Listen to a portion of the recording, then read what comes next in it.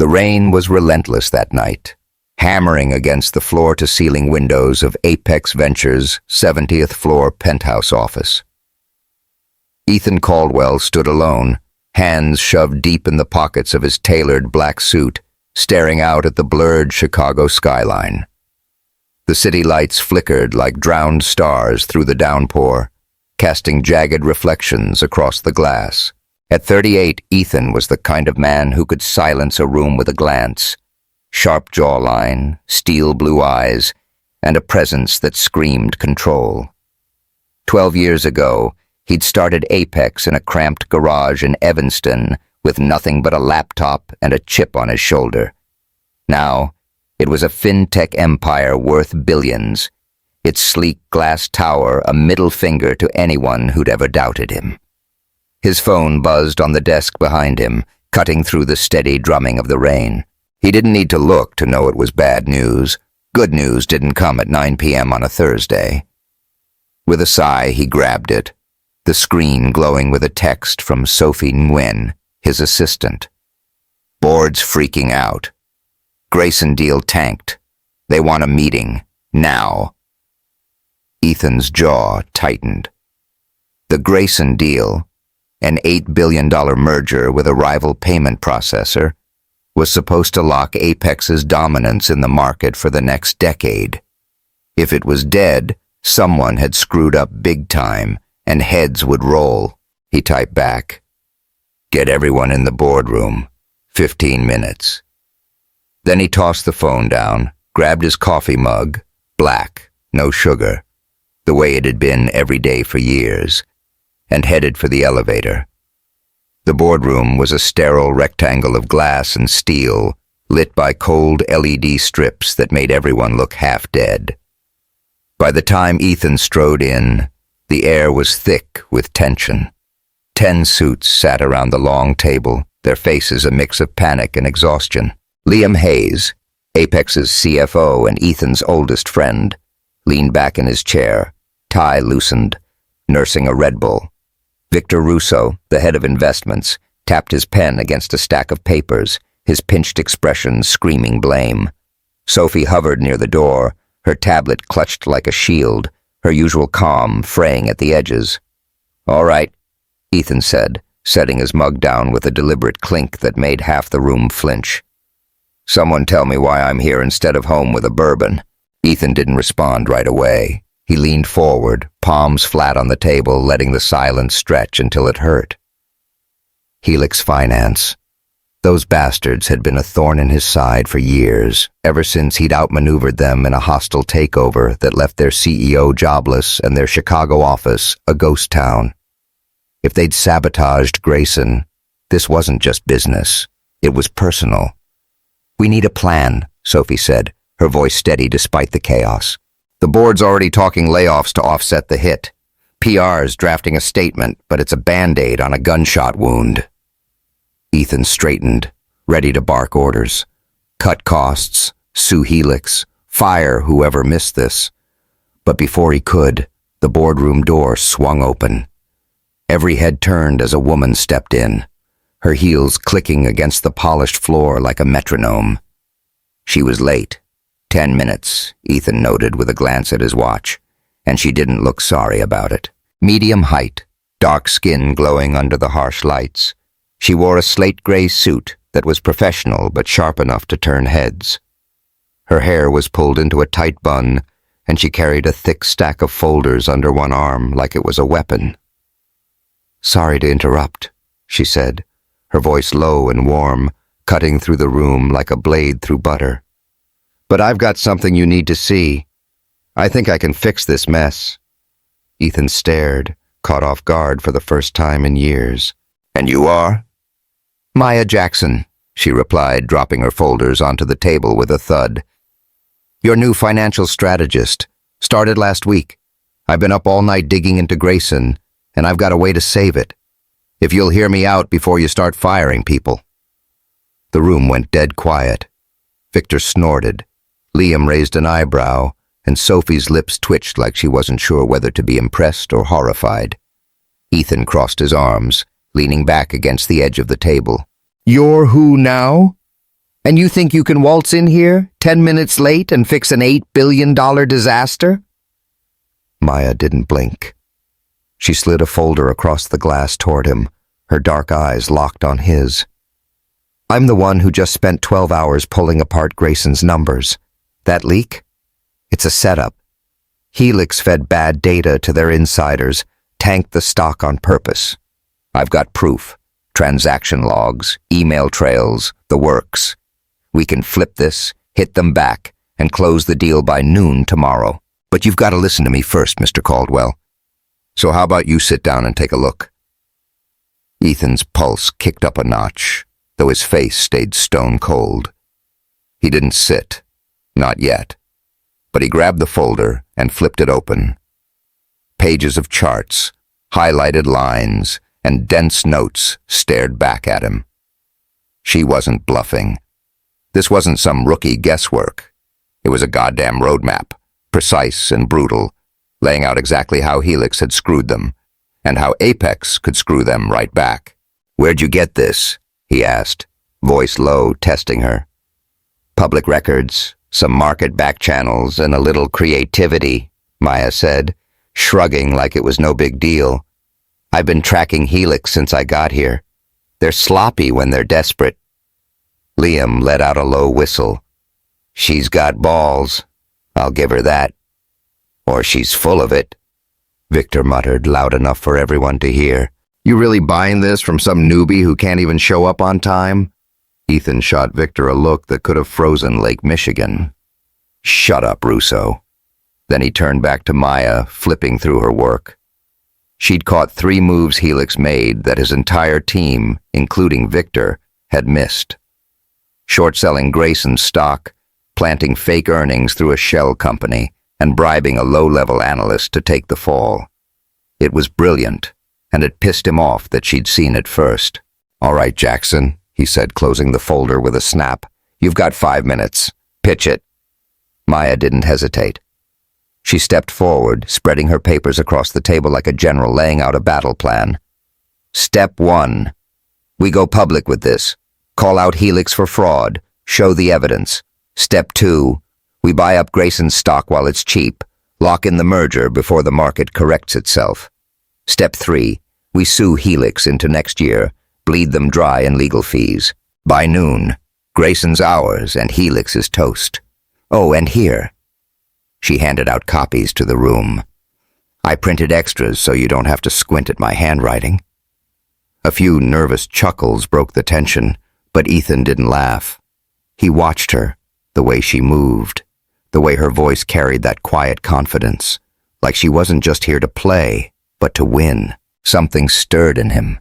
A flicker he hadn't felt since he was a kid watching his mom, a scientist, fight tooth and nail for funding only to get screwed over by his dad's betrayal. Maya wasn't begging for approval. She was demanding it. Bold, he said finally, his tone clipped. But you're assuming a lot. What if Helix denies it? What if the SEC stalls us? They won't, she shot back. I've got timestamps, irrefutable, and the SEC Vigo platform's got a knack for picking up on subtle shifts like that. Ethan didn't know what to say.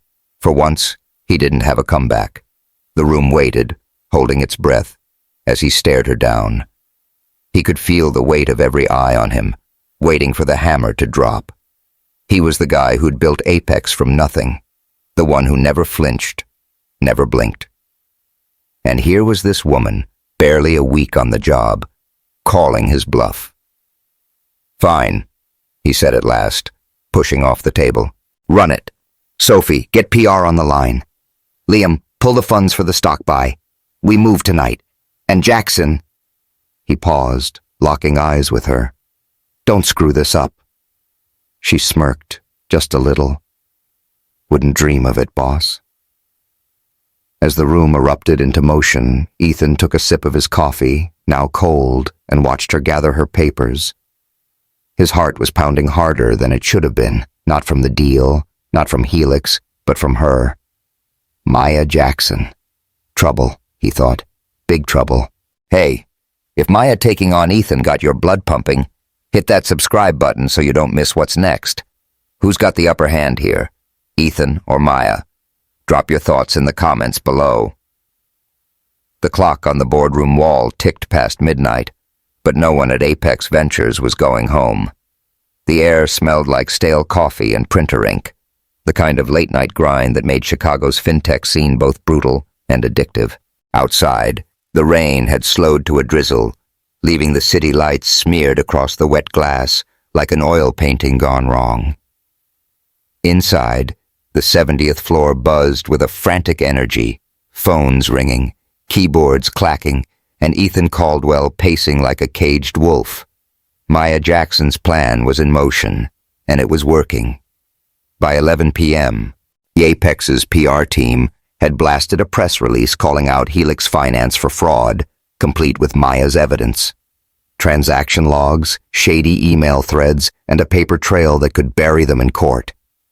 By 11:30, Liam Hayes had greenlit the funds to scoop up Grayson Corp's plummeting stock, $2 billion worth, snatched at a bargain while the market was still reeling from the leak. Now, at 12:15 a.m., the SEC had pinged back, confirming they'd fast-tracked an investigation into Helix. It was a blitzkrieg, and Maya had called every shot. Ethan stood by the window, arms crossed, watching the chaos unfold. His tie was gone, sleeves rolled up to his elbows, revealing forearms taut with tension. He should have been thrilled. Grayson was back on track, Helix was on the ropes, and Apex would come out on top. But all he could think about was her. Maya sat at the head of the table, surrounded by a half-dozen analysts, her voice cutting through the noise as she barked orders. "Double-check the buy orders. Make sure we're under the radar. And someone get me the latest from Bloomberg, now!" She didn't look tired. If anything, she looked sharper than ever, her gray suit jacket slung over a chair, her white blouse crisp despite the hour. Ethan caught himself staring, her quick hands flipping through papers, the way her brow furrowed when she caught a mistake. It wasn't just her brain that got him, it was the fire. She reminded him of his mom, back when she'd fought for her lab funding, all grit and brilliance, before his dad's betrayal crushed her. He shook the thought off, annoyed at himself. This wasn't personal, it was business. Liam slid up beside him, cracking open another Red Bull. "She's good, man," he said, nodding toward Maya. "Like scary good. That Helix takedown? I've never seen anything move that fast." "Yeah," Ethan muttered, sipping his cold coffee. "Too good, maybe." Liam raised an eyebrow. "What's that supposed to mean? She just saved our asses." "Doesn't mean I trust her," Ethan said, keeping his voice low. "She's been here a week, and she's already running the show. You don't think that's weird?" Liam smirked. "I think you're pissed she's stealing your spotlight. Relax, bro. She's a unicorn, smart, ballsy, and she's on our team. Enjoy it." Ethan didn't answer. He didn't like unicorns. He liked control. And right now, Maya Jackson was a wild card he couldn't pin down. By 3 a.m., the dust settled. Grayson's stock stabilized, Apex locked in the merger, and Helix's PR team was scrambling to dodge the fraud allegations. The boardroom emptied out, leaving just Ethan, Maya, and a mess of papers and coffee cups. She leaned back in her chair, stretching her arms overhead with a groan that was half exhaustion, half triumph. "Not bad for a first week, huh?" she said, catching his eye with a grin. Ethan stayed by the window, arms still crossed. "You pulled it off," he admitted, his tone flat. "Grayson's ours. Helix is screwed. Congrats." She tilted her head, studying him. "You don't sound happy about it." "I don't do happy," he said, turning to face her fully. "I do results. And you got 'em, so now you've got my attention." "Good," she said, standing up and grabbing her jacket, "because I'm not here to play small. You built this place to win, right? Well, I'm your winning ticket." Ethan's jaw tightened. She wasn't wrong, and that's what bugged him. Don't get cocky, Jackson.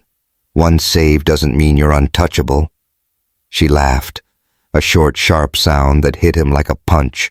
I don't need to be untouchable. I just need to be better than everyone else in this room, and I am. He stepped closer, closing the gap between them. Prove it. Grayson's done, but we've got bigger fish. I want you on the Carter merger. $5 billion, 2 weeks. You're in charge. Sink or swim. Her eyes widened for a split second, then narrowed. You're throwing me in the deep end already? You said you're the best, he shot back. Show me.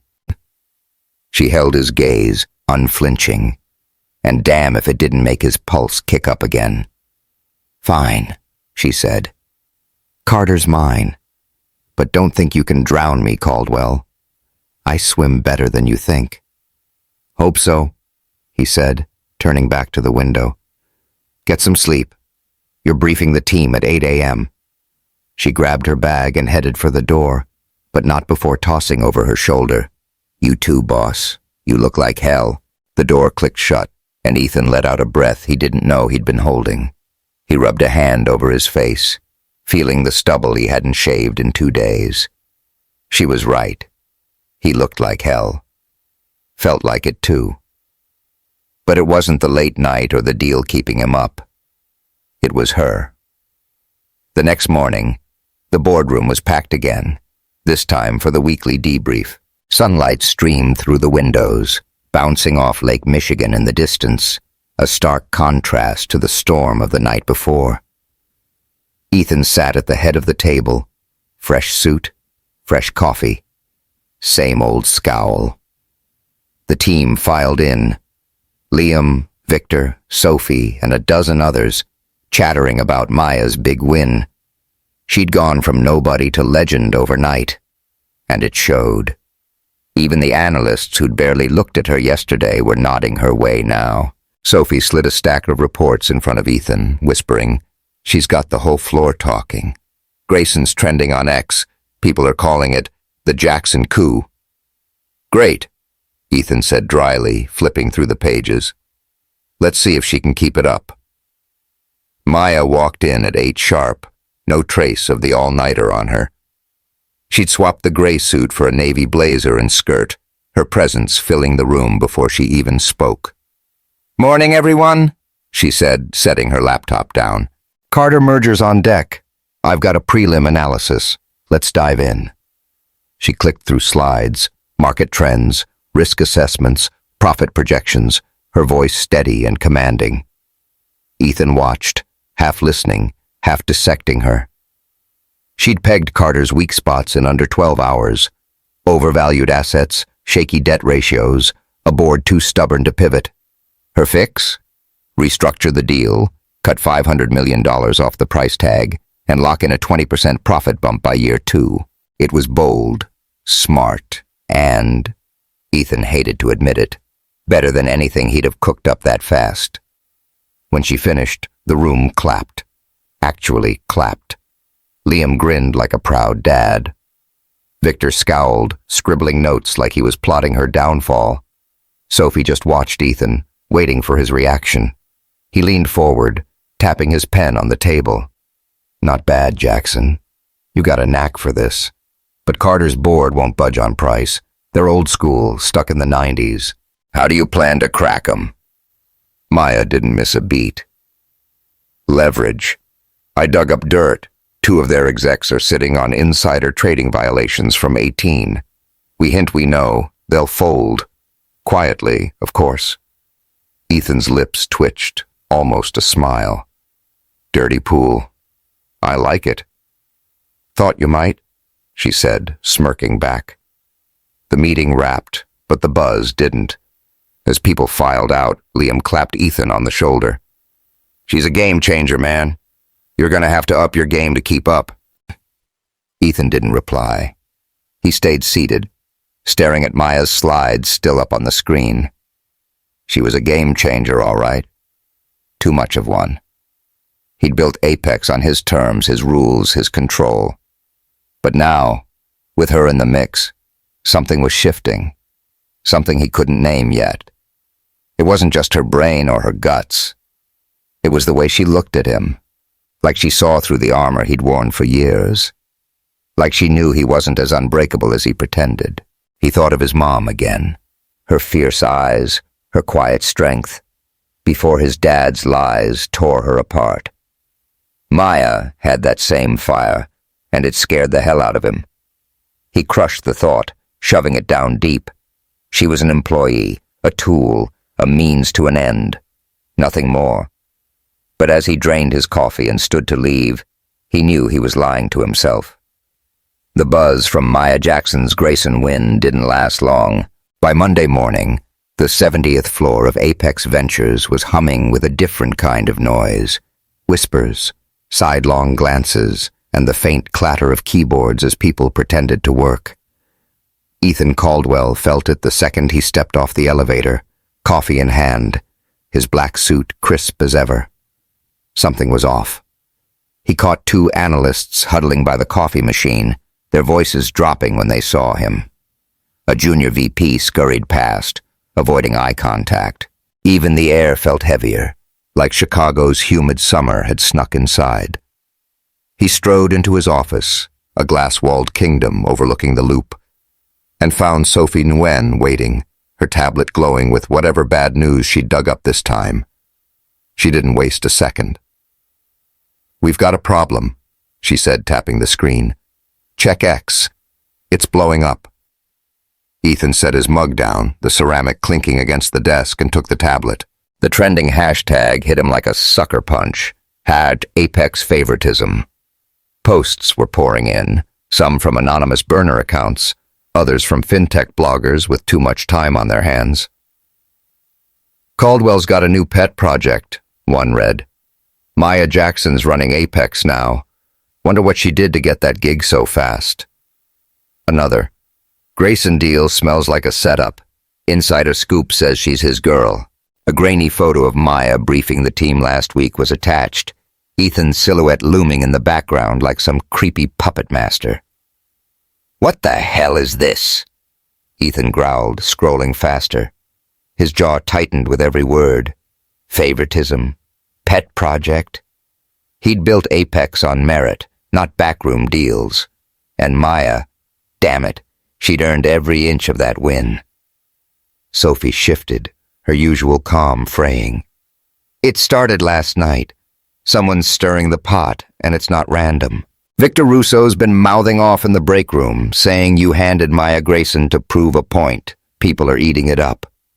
Ethan's eyes flicked up, cold as steel. "Victor, that son of a—" He cut himself off, shoving the tablet back at her. "Get him in here. Now."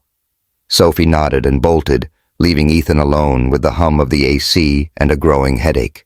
He paced to the window, hands in his pockets, staring down at the sprawl of Chicago. Michigan Avenue crawling with traffic, the river glinting under the morning sun. Victor Russo had been a thorn in his side for years, a slick-talking investment shark who thought he deserved Ethan's chair. But this? Spreading rumors about Maya? That was low, even for him. The door swung open 10 minutes later, and Victor sauntered in, all smug grin and gelled hair. "You wanted me, boss?" "Cut the crap," Ethan snapped, turning to face him. "You've been running your mouth about Jackson. Why?" Victor shrugged, leaning against the doorframe like he owned the place. "Just calling it like I see it. She's been here 5 minutes and suddenly she's your golden girl? Grayson, Carter. Hell, she's got more pull than half the execs. People are talking, Ethan. I'm just the messenger." "You're the instigator," Ethan said, stepping closer. "You think I don't know your game? You're pissed she showed you up, so you're slinging mud. Keep it up, Russo, and you'll be out of here faster than you can say severance." Victor's grin faltered, but he held his ground. "Hey, I'm not the only one wondering. She's good, sure, but this good? This fast? Come on, man. You don't climb that high without a boost." Ethan's fists clenched. He wanted to deck him, wipe that smirk right off, but he didn't. Not yet. "Get out," he said, voice low and lethal. And keep her name out of your mouth. Victor raised his hands in mock surrender and backed off, but the damage was done. Ethan sank into his chair, rubbing his temples. The rumors weren't just noise. They were a crack in Apex's armor, and he hated cracks. By noon, Sophie was back with worse news. She shut the door behind her, lowering her voice. I did some digging on Maya. You're not going to like this. Ethan looked up, already dreading it. Spit it out. She worked for Helix Finance, Sophie said, sliding a file across his desk. 2 years ago, junior analyst. Left right after you took them down in 22. Her dad was a mid-level exec there. Lost his job when we gutted them. Moved to Milwaukee after. Been off the grid since. Ethan stared at the file. Maya's old Helix ID photo stared back, younger, less polished. But those same sharp eyes. His stomach twisted. Helix. The company he'd crushed without a second thought. The takeover had been a bloodbath. Hundreds laid off, execs scrambling, all to fuel Apex's rise. He'd never cared about the fallout. Until now. She never said a word, he muttered, flipping the page. Why? Sophie hesitated. Maybe she didn't want you to know. Or maybe she's here for payback. I mean, think about it. Grayson screws Helix, and she's the one who pulls it off. That's convenient. She's not a spy, Ethan said, sharper than he meant to. She's too good for that. Sophie raised an eyebrow. You sure about that? Or are you just hoping? He didn't answer. He couldn't. Because the truth was, he didn't know. Maya had walked into Apex like a hurricane, tearing through his plans, his control, his walls. He'd trusted her, more than he'd trusted anyone in years. And now this? Doubt gnawed at him, sharp and familiar, like the day he'd found out his dad had sold out his mom's research for a quick buck. Trust was a luxury he'd ditched a long time ago. Why the hell was he letting it creep back now? Keep this quiet, he told Sophie. I'll handle it. She nodded, but her look said she wasn't convinced. Be careful, Ethan. She's got you twisted up. I've never seen you like this. He waved her off, and she left. Alone again, he stared at the file, then out at the city. He needed to talk to Maya, now. He found her in the war room, a smaller space off the main floor cluttered with whiteboards and laptops. She was alone, scribbling numbers on a board, her blazer tossed over a chair. The Carter merger prep was in full swing, and she looked deep in it. Hair slipping loose from her bun, sleeves rolled up, a half-eaten sandwich on the table. She didn't hear him come in until he shut the door with a click. She turned, startled, then relaxed. Hey, boss. What's up? Ethan didn't sit. He stood by the door, arms crossed, the Helix file burning a hole in his pocket. We need to talk. Her brow furrowed. About Carter? I've got the leverage lined up. Not Carter, he cut in. Helix. Her face froze, just for a second, but he caught it. She set her marker down, slow and deliberate. What about Helix? You worked there, he said, stepping closer. 2 years ago, right before I took them out. Your dad lost everything because of me, and you didn't think that was worth mentioning? Maya's jaw tightened, but she didn't flinch. It's not a secret. It's on my resume. 3rd page, if you'd bothered to read it. I didn't bring it up because it's irrelevant. Irrelevant? Ethan's voice rose, sharp enough to echo off the walls. You show up here, torch Helix with Grayson, and it's irrelevant that I ruined your family? You expect me to buy that? Her eyes flashed, dark and fierce. You didn't ruin my family. Helix did.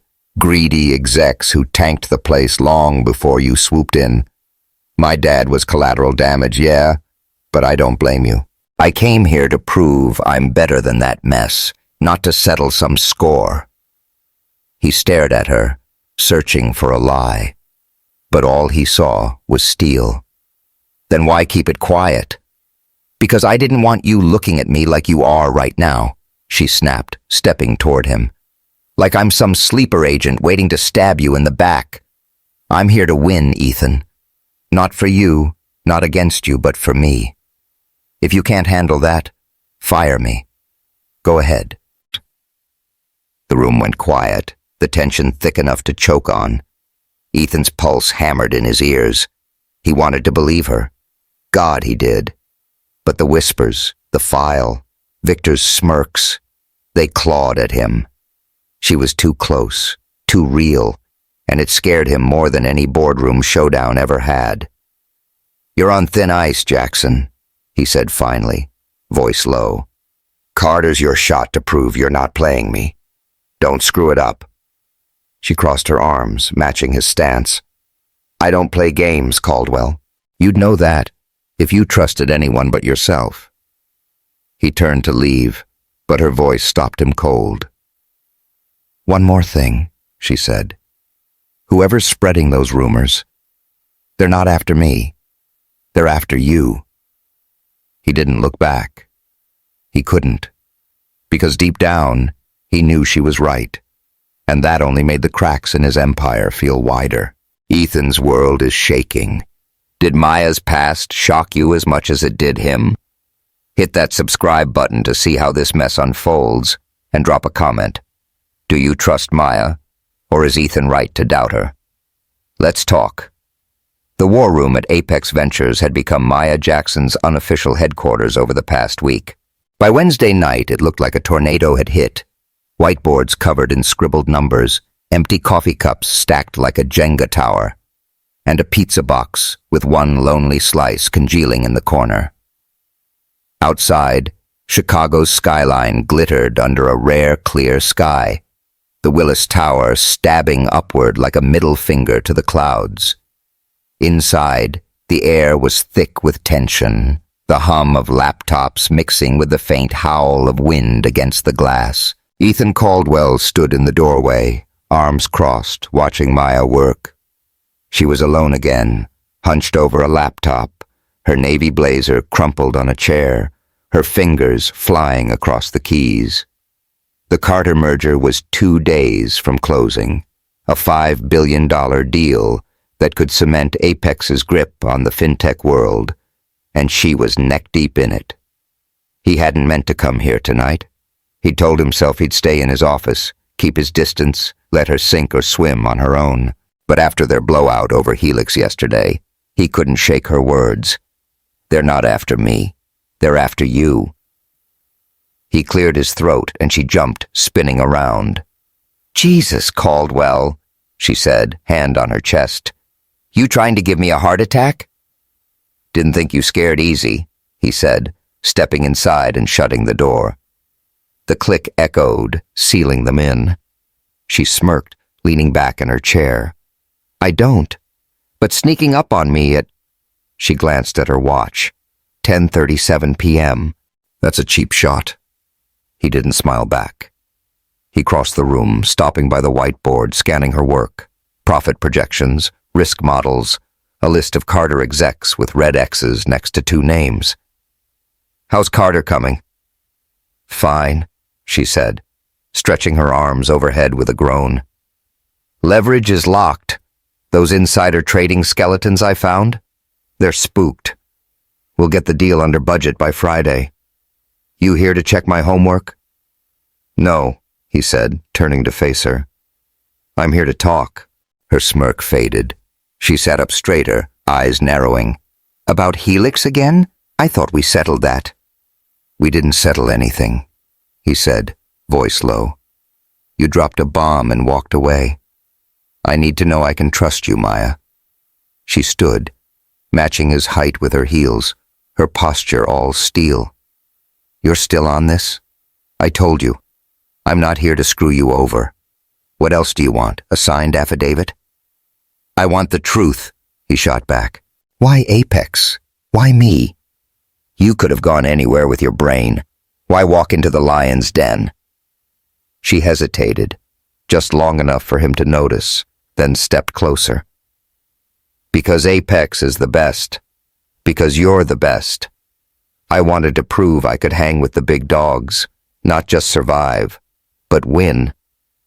And yeah, maybe part of me wanted to shove it in Helix's face after what they did to my dad. But that's not about you, Ethan. That's about me.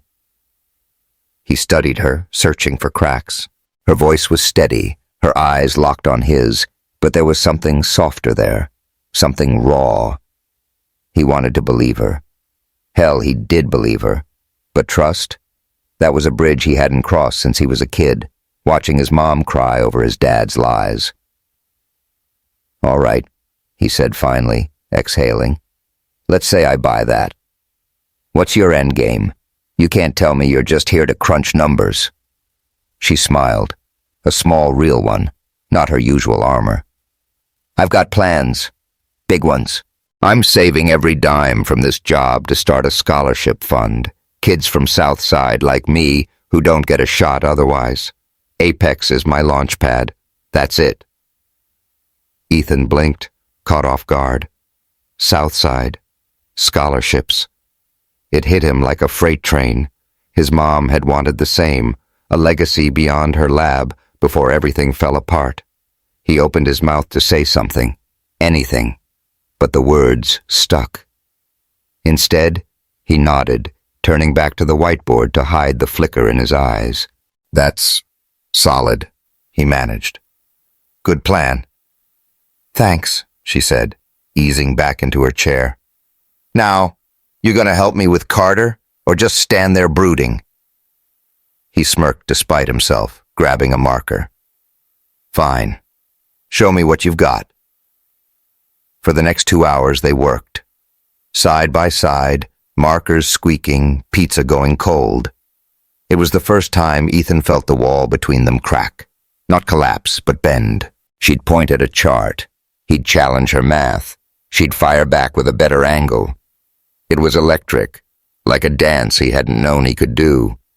At one point, their hands brushed reaching for the same pen, and he froze, her jasmine perfume hitting him like a shot of whiskey. She didn't pull away, just kept talking, but he felt it. A jolt he couldn't shake. By 1 a.m., they had a plan to seal Carter. Tight, ruthless, flawless.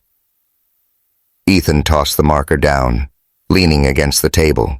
You're good, Jackson. Too good. She grinned, wiping whiteboard dust off her hands. Told you I swim better than you think. Yeah, he said, quieter. You did. She grabbed her blazer, slinging it over her shoulder. Get some sleep, Ethan. You're no use to me dead on your feet.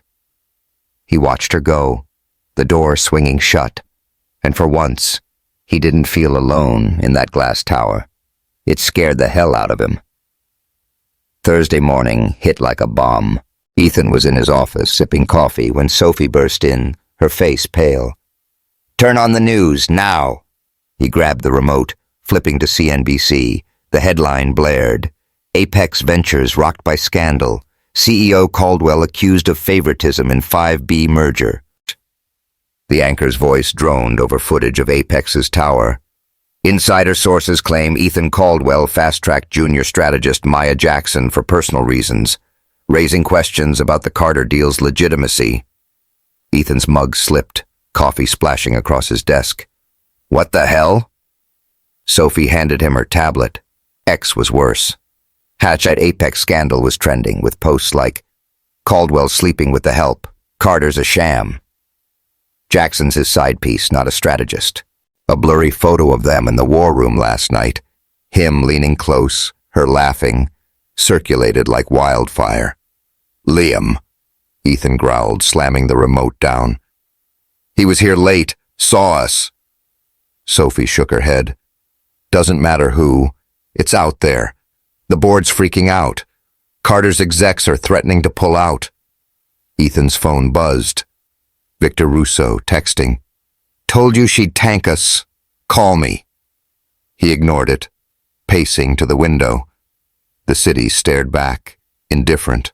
He'd built Apex on trust, trust in his vision, his rules. Now it was crumbling, and Maya was caught in the crossfire. He found her in the war room, staring at her laptop, the news feed open. She looked up, eyes blazing. "You think I planned this?" "No," he said, shutting the door. "But someone did, and they're using you to get to me." She stood, fists clenched. "Then fix it, Ethan. Because I'm not your punching bag, or your girlfriend for that matter. I'm here to work, not to be your scandal." "I know," he said, softer than he meant. "I'll handle it. Just don't quit on me yet." She crossed her arms, studying him. "Why do you care if I stay?" He froze, the question hanging heavy. Why did he care? Because she was good? Because she challenged him? Or because somewhere deep, she was the first person in years who made him feel anything? He didn't answer, just turned to leave. "Ethan," she called, stopping him. "You don't hate my ideas, do you?" He looked back, caught by her gaze. "No," he admitted raw. "I don't hate anything about you. That's the problem." Her lips parted, but he was out the door before she could reply, his heart pounding like a drum. The scandal was bad, career-ending bad, but losing her? That felt worse, and that was a crack he couldn't fix. Thursday turned into a war zone at Apex Ventures. By noon, the 70th floor was a ghost town. Analysts glued to their screens, execs hiding in their offices, the air thick with the sour tang of panic. Outside, Chicago brooded under a gray sky, the wind off Lake Michigan rattling the tower's glass walls like a warning. Inside, the Hallett Apex scandal fallout was tearing through everything Ethan Caldwell had built. Carter Corp's board had frozen the merger talks, the stock was dipping, and the press was circling like vultures. CNBC, Bloomberg, even the damn Chicago Tribune, all screaming about favoritism and unprofessional conduct. Ethan stood in his office, tie yanked loose, staring at a flood of emails from the board. The latest, from the chairman, was a gut punch. "Meeting at 2 p.m., bring a solution, or Jackson goes. This ends today." He slammed his laptop shut, the crack echoing in the sterile space. 12 years of blood and sweat, and it was crumbling over a blurry photo and some cheap rumors. Worse, Maya was caught in the blast radius, and he couldn't shake the guilt gnawing at him. Sophie burst in, her usual poise gone. "They're circling the wagons, Ethan. Victor's pushing the board to fire Maya. Says she's a liability. And Liam's backing him up." Ethan's head snapped up. "Liam? What the hell's he doing?" "Damage control," she said, handing him her tablet. "He's been on the phone with Victor all morning. They're spinning it like you're too compromised to lead. I heard him say, Ethan's lost it over her."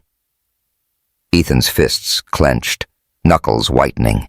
Liam Hayes, his best friend since college, the guy who'd stuck with him through Apex's broke-ass startup days, was stabbing him in the back. Over Maya.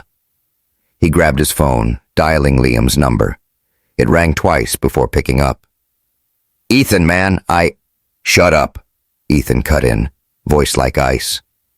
"You're with Victor now? Feeding the board this crap?" Liam sighed, heavy and fake. "Look, I didn't want it to go this way, but you're blind on this, bro. She's tanking us. Carter's dead, the stock's bleeding, and you're too hooked on her to see it. Someone's got to save Apex." "Save it?" Ethan barked, loud enough to rattle the glass. "You're the one who leaked that photo, aren't you? Last night, war room, you were there." Silence. Then, "Yeah, I did. For your own good. You're throwing everything away for her, and—" Ethan hung up, hurling the phone across the room. It smashed against the wall, screen shattering. Sophie flinched, but didn't move. "What now?" she asked, voice small. "Get Maya," he said, grabbing his coat. We're fixing this. He found her in the war room, packing her laptop into a bag, her movements sharp and angry. She didn't look up when he walked in. "Don't bother," she said, zipping the bag shut. "I heard. Board wants me gone. I'm out." Ethan stopped short, the air sucking out of him. "You're quitting?"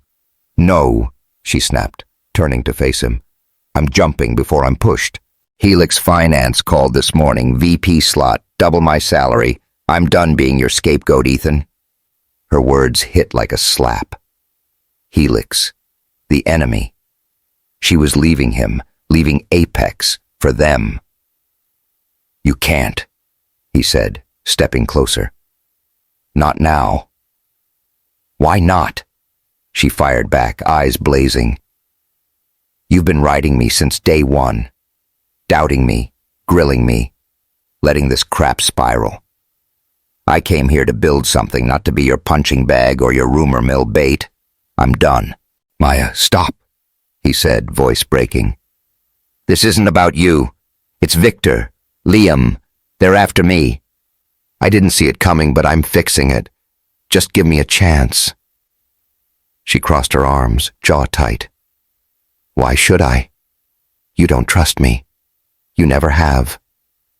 Every time I prove myself, you find a new reason to push me away. I'm tired, Ethan. Tired of fighting you and everyone else." He stared at her, chest heaving. She was right. He'd been hard on her, harder than anyone, because she got under his skin in a way no one ever had.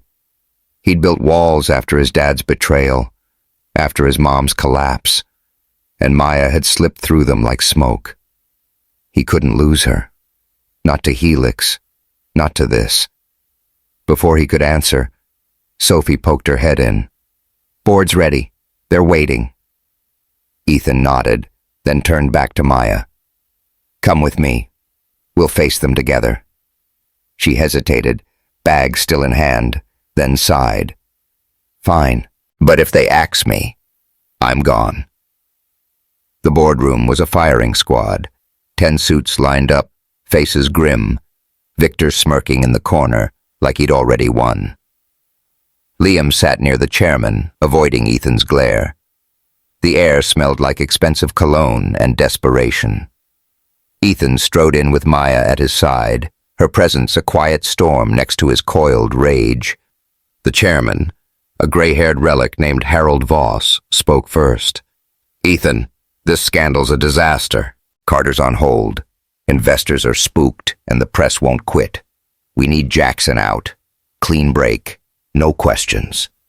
"No," Ethan said, voice cutting through the room. "She stays. She's the best we've got.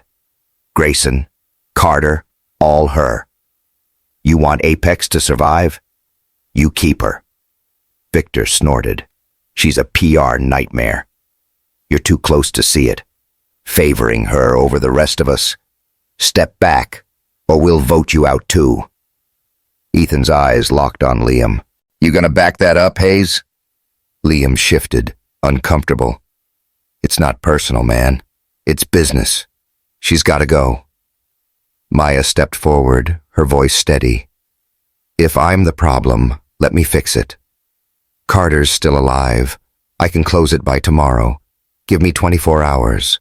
If I fail, I'll walk. No severance, no fuss."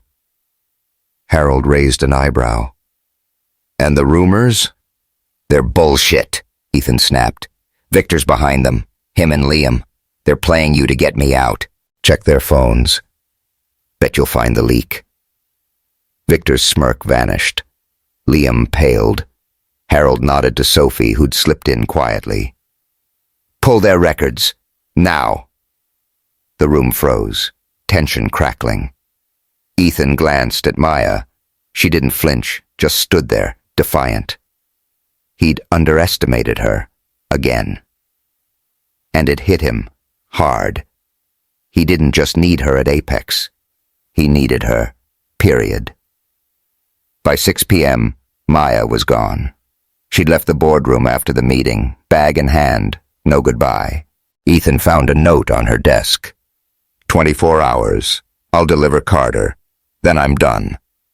Helix's offer had won. She was leaving, and he'd pushed her to it. Rain started falling again, hammering the windows as he stood in the empty war room, her whiteboard still up, her scent lingering. He couldn't let her go. Not like this. He grabbed his coat and bolted for the parking garage, the elevator ride a blur. The lot was dark, puddles pooling under flickering lights. He spotted her by her car. A beat-up Toyota, rain soaking her blazer, fumbling with her keys. "Maya!" he yelled, sprinting through the downpour. She turned, hair plastered to her face, eyes wide. "What the hell, Ethan?" He stopped a foot away, soaked, breathless. "Don't go, please." "Why not?" she shouted over the rain.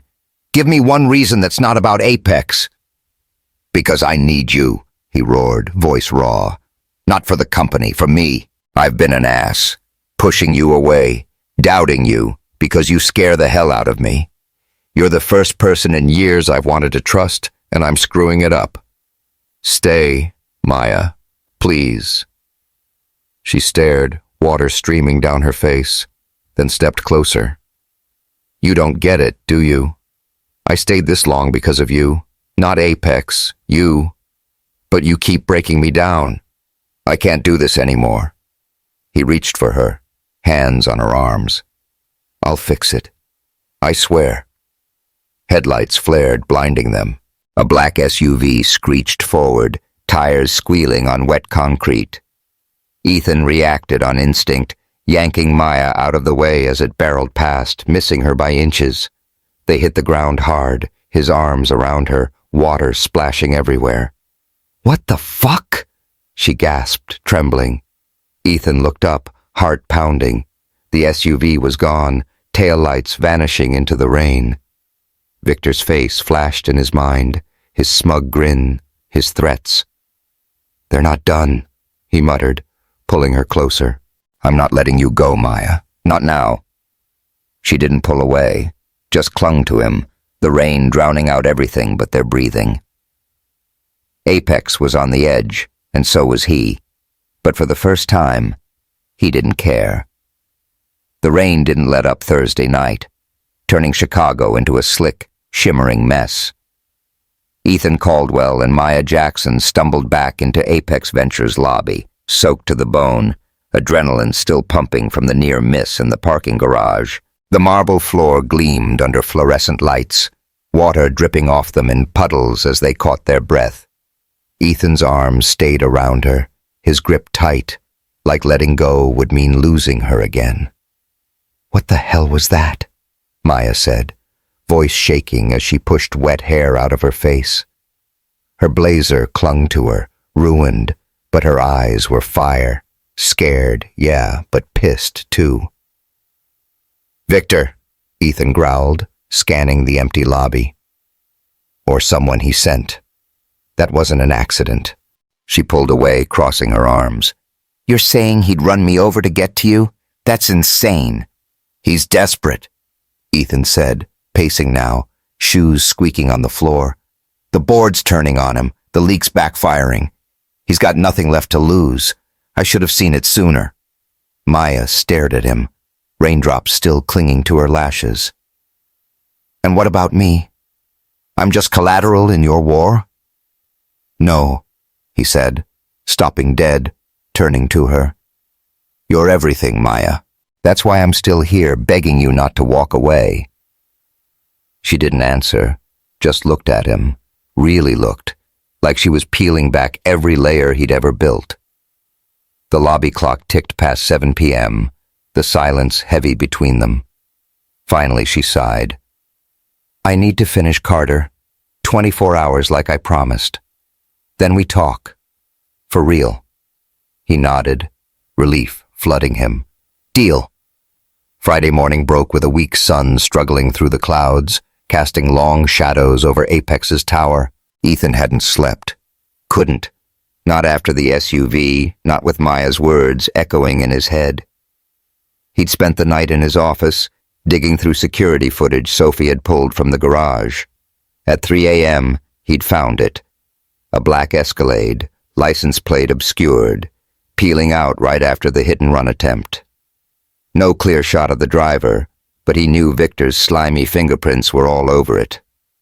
By 8 a.m., Maya was back in the war room, running on fumes and determination. She'd rallied her team, 3 analysts who'd stuck by her through the chaos, and they'd pulled an all-nighter to salvage Carter. Ethan watched from the doorway as she briefed them, her voice steady despite the bags under her eyes. Carter's execs are spooked, but we've got the leverage. Push the insider trading angle, quietly. We close by noon, or we're done. He didn't interrupt. She didn't need him to. She was a force, and he was starting to realize he'd been a fool to ever doubt her at 10 a.m. Sophie burst into his office, tablet in hand. "Got it," she said, breathless. "Phone records.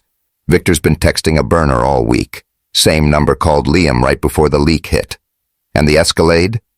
Registered to a shell company tied to Russo's cousin." Ethan's blood ran cold. "Proof?" "Enough," she said, handing him the file. "Texts don't name Maya, but they're clear. Take care of the problem. Caldwell's weakness. It's him." Ethan grabbed the file, storming out. "Call the board. Emergency meeting now." The boardroom at 11 a.m. was a powder keg.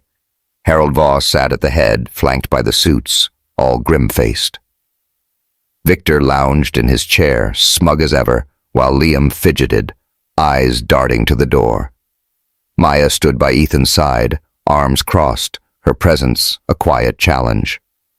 The room stank of tension and stale coffee. Harold spoke first. "Ethan, you've got 5 minutes. This better be good." Ethan didn't sit. He tossed the file onto the table, papers scattering. Victor Russo tried to kill Maya last night. Drove an SUV at her in the garage. Here's the footage, the plates, the texts. He leaked the scandal too, with Liam's help. They're not saving Apex, they're burning it. The room erupted. Victor shot up, face red. "That's bullshit. You've got no proof." "Sit down," Harold barked, grabbing the file. He scanned it, his frown deepening with every page. "This says you texted, 'Take care of her,' at 6 p.m. yesterday. Explain that." Victor stammered, sweat beading on his forehead. It's fabricated. He's framing me." "Shut up," Liam cut in, standing now, voice shaky. "It's true, all right. Victor pushed me to leak the photo, said it'd force Ethan out. I didn't know about the car, I swear." Ethan lunged, grabbing Liam's collar before anyone could stop him. "You sold me out? For him?" "Enough!" Harold roared, slamming his fist on the table. "Russo, Hayes, you're done. Security's on the way. Ethan, sit." Ethan let go, breathing hard, and sank into a chair. Maya stayed silent, watching it all unravel. Harold turned to her. "Jackson, Carter's dead unless you've got a miracle." She stepped forward, calm as steel. "It's not dead. I closed it 10 minutes ago. $4.5 billion, under budget. Papers are signed. Check your inbox." Harold blinked, pulling out his phone. The email was there. Carter Corp's CEO confirming the deal. The room went quiet, shock rippling through. Victor slumped, defeated. Liam stared at the floor. Harold nodded, slow. "Well, damn. You're a hell of a strategist, Jackson." "She is," Ethan said, standing again, voice raw. "And I've been an idiot about it. Apex isn't mine anymore. It's ours. She's saved it twice now, and I've done nothing but make it harder. So here's the truth." He turned to the board, then to her. "I'm in love with her. Not as a CEO, as a man. And if that's a problem, fire me. But she stays." Maya's eyes widened, her breath catching. The boardroom froze. Pens stopped. Mouths dropped. Victor muttered something crude, but no one cared. Harold rubbed his temples, sighing. Caldwell, you're a pain in my ass. But you're not fired. Yet. Jackson, you in or out? She looked at Ethan, then the board, her voice steady. I'm in, but I've got conditions. Name 'em, Harold said. I report to you, not him, she said, nodding at Ethan. Full autonomy on my projects and... She paused, glancing at Ethan. He helps me start my scholarship fund. Southside kids deserve a shot. Harold smirked. Done. Russo, Hayes, out. Meeting's over. Security hauled Victor and Liam away, their protests fading down the hall. The board filed out, leaving Ethan and Maya alone. She turned to him, arms crossed.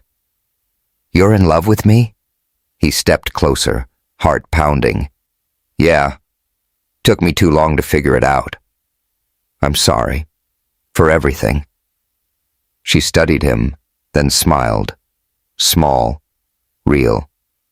You're an idiot, Caldwell. I know, he said, grinning back.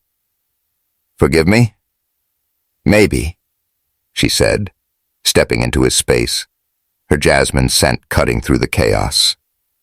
But you've got a lot of making up to do. He pulled her close, the first time he'd dared, and she didn't pull away. Deal. 6 months later, Apex Ventures was different. Maya ran her own division, emerging markets, reporting straight to the board, her team turning profits nobody saw coming. The tower still stood tall over Chicago, but the vibe had shifted. Less fear, more fire. Ethan stepped down as CEO, handing the reins to a board pick, and threw himself into the Southside Scholars Fund with Maya. They'd raised $10 million in 3 months, her dream taking root in ways he'd never imagined. They stood together on the 70th floor one evening, the sun dipping below the horizon, painting the lake gold. Her hand slipped into his, warm and steady. You miss it? She asked, nodding at the skyline. The throne? Sometimes, he admitted, squeezing her hand. But this is better. She smiled, leaning into him.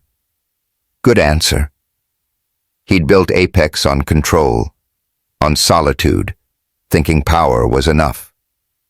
But Maya had shown him what he'd missed. Trust, connection, a life beyond the glass. Apex wasn't his empire anymore. It was theirs. And for the first time, that felt like a beginning, not an end. Ethan and Maya rewrote the rules. Did their ending hit you in the feels? Smash that subscribe button for more epic tales and drop a comment. What's your takeaway from their journey? Let's chat.